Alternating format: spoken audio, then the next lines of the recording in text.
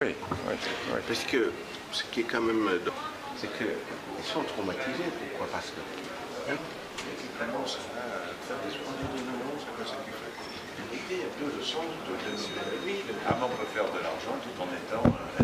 Mais comment faites-vous? Vous imaginez votre propriétaire? Vous avez raison, vous avez raison.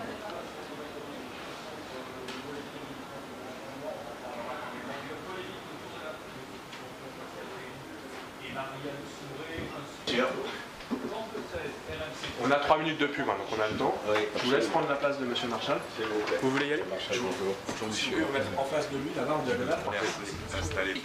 Moi, je regarde ça aussi, un avenir fort. Le 14 juillet, non pas sur les Champs-Élysées, mais ici dans notre studio, Mathieu Mbarga Bega, qui est journaliste, écrivain camerounais, bonjour. Bonjour. Merci d'être avec nous, humaniste convaincu, universitaire, et très ému parce que passionné de nous parler de son pays, de son continent et de ce qui se passe actuellement sur les Champs-Élysées. Et ça tombe très bien puisque en ce moment même, les troupes africaines sont en train de défiler sur les Champs-Élysées. 13 pays africains francophones présents à l'occasion de ce 14 juillet. Et les troupes défilent par ordre alphabétique: Bénin, Burkina Faso, Cameroun, Centrafrique, Congo, Gabon, Madagascar, Mali, Mauritanie, Niger, Sénégal, Tchad et Togo, en tout 400 soldats. Quelle signification donnez-vous à ce défilé particulier? C'est un signal fort que donne la France maintenant dans sa relation avec le continent africain. Je parle de l'Afrique francophone. Oui, évidemment. C'est-à-dire qu'on n'est plus dans la petite phrase qui voudrait qu'on cache tout et puis après de temps en temps on vous dit ce qu'on ne voudrait pas. Le signal fort, pourquoi? D'abord, pour ces défilés que vous venez d'énoncer, et puis deuxièmement, pour le fait que concernant les anciens combattants, il faut quand même rappeler les choses, parce qu'avant qu'on se balance vers des divergences et surtout des contradictions dans lesquelles personne ne comprend pas grand-chose. Entre les deux guerres, qu'est-ce qui s'est passé? Ben oui, les Africains sont venus soutenir la France, se battre aux côtés des Français pour que cesse la domination. Est-ce que ces Africains qui sont venus se battre parce qu'ils avaient envie de défendre la France, ou est-ce qu'ils sont venus se battre parce qu'on les a un peu forcés à venir se battre? L'Africain... Je rappelle, pardon, je vous interromps, l'édition Bibouk, et on reviendra sur l'avenir de l'Afrique. Très bien. Mais si on refait un peu d'histoire quand même, est-ce qu'ils sont venus se battre parce que ils faisaient partie finalement de colonies françaises, et donc on les a incités, on les a poussés à aller se battre, ou est-ce qu'ils sont venus se battre pour défendre la France? Vous venez de répondre poser la question en même temps de répondre. C'est par l'histoire. Vous savez très bien qu'à la sortie de l'esclavage, du colonialisme, du néocolonialisme, et toujours le colonialisme économique toujours en cours, ça fait des liens. Bon, il y a des choses détestables, condamnables, et en même temps, il y a des amitiés, il y a des liens qui se font. Donc, appelez par... il y a des soldats de métropole qui sont allés se battre, un peu forcés aussi. Hein. Oui, mais on leur a dit, on leur a demandé, puisque nous sommes amis, si nous sommes amis cet après-midi, et que demain je vous appelle, je vous dis, Jean-Jacques Bourdin, pardon, venez m'aider, oui. Vous faites quoi? Vous venez, oui. C'est ce qui s'est passé. Les signaux forts dont je parlais tout à l'heure veut dire que, tiens, les pensions des anciens combattants réclamées par la partie africaine depuis tant d'années, eh bien, figurez-vous, il a fallu attendre la présidence de Nicolas Sarkozy, du président Nicolas Sarkozy, pour que cela se fasse. Ben, ça avait été engagé par Jacques Chirac. Hein, oui, sauf que bon, c'est resté dans le discours politique, bien entendu. Vous savez, les intentions générales, on sait très bien en politique. C'est vrai, vous avez raison de le souligner. Mathieu Mbarga Bega, parlons de l'avenir de ce continent africain. Alors, on dit, il y a cette polémique naissante autour de la présence de ces chefs d'État, certains élus démocratiquement, d'autres un peu moins démocrates. c'est vrai qu'il faut faire la différence entre les uns et les autres. Hein. Vous êtes bien d'accord avec moi, Mathieu? Oui, bien sûr, bien entendu. Mais il faut sortir du cynisme, et je dirais même d'une haine qui n'a pas de sens. Lorsque l'on demande aux Africains de faire des efforts, et qu'ils font des efforts, on critique. Lorsqu'ils ne font pas des efforts, on critique. Ça n'a pas de sens. L'avenir de l'Afrique et l'Afrique francophone est étroitement lié avec celle de la France. Il faut quand même rappeler les choses. C'est-à-dire qu'aujourd'hui, quand vous comptez sur les 17 pays africains, je ne prends qu'un exemple, le franc CFA est arrêté à l'euro, donc à la monnaie française. Qui en tire les bénéfices? C'est notre pays. Il faut quand même que les Français soient au courant, les populations, l'opinion française soit au courant de ces faits-là. De même que lorsque je parle dans mon livre de l'idée qu'il faut maintenant que cesse la France-Afrique, c'est-à-dire la France-Afrique business. Oui. C'est-à-dire qui a profité jusqu'ici après 50 ans de guerre. Enfin, il faut qu'elle cesse, mais elle ne cesse pas. Oui, mais surtout, justement, il faut appeler donc aux dirigeants africains et français que cela cesse. Pourquoi? Parce que précisément, jusqu'ici, la France-Afrique a profité essentiellement à la classe dirigeante et l'élite africaine d'une part, et d'autre part à la classe dirigeante des puissances colonisatrices. Quand on a dit ça, la question est de savoir, est-ce qu'il y a une volonté politique côté français et africain? Là est le propos de mon livre que vous venez gentiment de présenter, de dire attention, il ne s'agit pas de dénoncer, il s'agit aussi de proposer dans quel sens nous devons évoluer. Alors, nous devons évoluer parce que nos rapports sont encore des rapports un peu troubles, hein, franchement. Oui. Pas clairs du tout, vous êtes bien d'accord? C'est pour ça que vous demandez de la transparence. Absolument, je suis entièrement d'accord avec vous. Pour dire quoi? C'est pourquoi je crois sincèrement que le président Nicolas Sarkozy, président de la France, et pour l'image de la France, et pour la France n'est pas n'importe quoi, c'est un pays des droits de l'homme, n'a plus droit, je dis elle n'a plus droit de cacher un peu sa relation avec les anciennes colonies. Il faut quand même qu'on sache que fait la France. Alors, est-ce qu'on verse beaucoup d'argent? D'abord, il y a beaucoup de Français qui disent, mais arrêtons, on donne trop d'argent dans la coopération. Ça, c'est un peu fini, non? Non, mais ça ne peut pas être fini, puisque nous sommes, et vous l'avez rappelé, on est dans une situation opaque, où on ne sait pas réellement ce qui se passe, on cache tout. C'est pourquoi je crois sincèrement, quand vous prenez un petit peu de cette question-là au niveau africain, vous avez énuméré tout à l'heure un certain nombre de chefs d'État africains présents à ces défilés, etc. Le président camerounais, tchadien et les autres. Ces présidents-là demandent quoi aujourd'hui? Je dis, la France a le droit de soutenir la stabilité politique là où elle... Parce que vous vous rendez compte, sur les 17 pays, s'il y a les guerres partout, comme ce fut un temps, on ne fait plus rien avec ce continent-là. Donc, premier élément, que la France de Nicolas Sarkozy soutienne fortement la stabilité politique.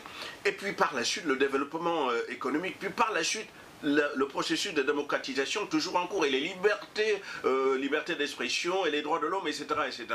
Il faut que cela soit transparent, que dans nos deux assemblées, qu'on sache très bien qui fait quoi, quel est le rôle de la France en Afrique. C'est vrai qu'on ne sait pas trop, vous avez raison, on demande plus de transparence et de clarté. Je suis d'accord avec vous. Il n'a plus, le président français, aujourd'hui à venir, n'a pas à soutenir les dictateurs en formation ou en exercice, enfin il y en a peu, mais... il y en a encore. Il y en a encore. Pardon, mais, Mathieu voilà, il n'a plus la France des droits de l'homme, je l'ai dit tout à l'heure, par son image, par son rayonnement, par aussi sa place dans la mondialisation. Pardon, mais au Sénégal, il y a un ambassadeur qui vient d'être limogé parce qu'il avait dénoncé la corruption.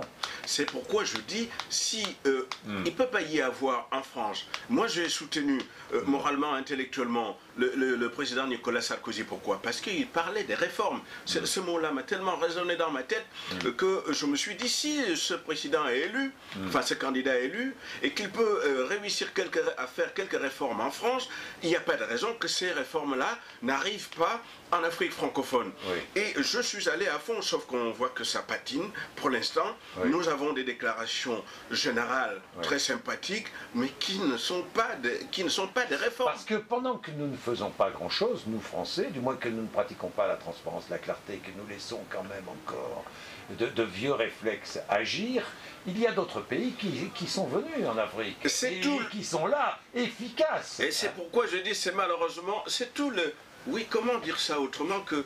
Oui, c'est l'exception française, mais je rigole pas en disant ça, parce que moi je vous dis, ma préoccupation, c'est la jeunesse africaine Et français, je parle même pas européenne. C'est-à-dire que vous êtes là pour vraiment, vous tenez, ça vous tient à cœur, ce lien étroit entre la France c'est l'histoire et l'Afrique francophone. C'est l'histoire et ça n'est pas du tout l'alignement sur, vous savez, je suis comme vous, j'aime bien le mouvement d'idées, l'argumentaire, les arguments. J'aime pas les polémiques où on n'apprend pas grand-chose. Mais quand je suis capable de critiquer, c'est-à-dire je fais une contre-proposition, comme vous d'ailleurs. Donc cela me passionne dans le sens que, pourquoi détruire la France-Afrique? Parce qu'elle n'a plus lieu d'être. C'est quoi la France-Afrique? La France-Afrique business, c'est quoi? C'est que, comme je l'ai dit tout à l'heure, vous avez, à la sortie des indépendances, enfin, depuis 1960, jusqu'à ce jour, les mêmes problèmes subsistent en Afrique. C'est quoi la France-Afrique? C'est-à-dire que vous avez quelques grosses entreprises appuyées par le pouvoir politique. La France-Afrique, le concept est, c'est les affaires. C'est les contrats commerciaux. Et qui en bénéficie, je l'ai dit tout à l'heure, c'est d'une part la classe dirigeante africaine et l'élite, et d'autre part la classe dirigeante des pays colonisatrices. Ça n'a plus lieu d'être. C'est du cynisme. Parce que cette politique... On s'arrange entre nous. On s'arrange entre nous, on fait des affaires et au milieu, les populations crèvent des dalles. La bouche ouverte, ça on s'en fout.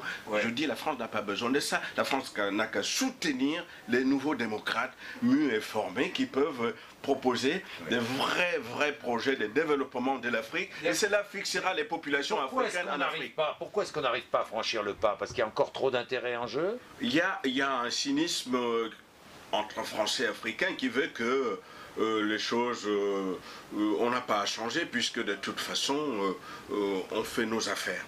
C'est vraiment réducteur, c'est minable, c'est nul. Parce que, donc, je veux dire que moi je ne connais pas dans le monde, enfin peut-être que vous êtes plus éclairé, vous pourrez me dire, moi je ne connais pas un riche homme, noir ou blanc, à qui on a enterré avec ses châteaux, ses yachts, je ne sais plus quelle connerie. Mais non, il faut que l'équilibre du monde dépend du fait que... Mais alors, cette clarté, cette transparence, la Chine, par exemple, ne l'a pas du tout. Hein. Elle n'hésite pas à corrompre s'il le faut. Oui, oui, mais bien sûr, parce que la place... Ce qu'elle a dit sur ce terrain-là, nous ne pourrons jamais rivaliser avec les Chinois. Oui, mais je suis d'accord avec vous, sauf que de quoi il s'agit? Il faut que, pour la France... Je vous ai dit tout à l'heure, moi mon cœur vibre pour la France et l'Afrique.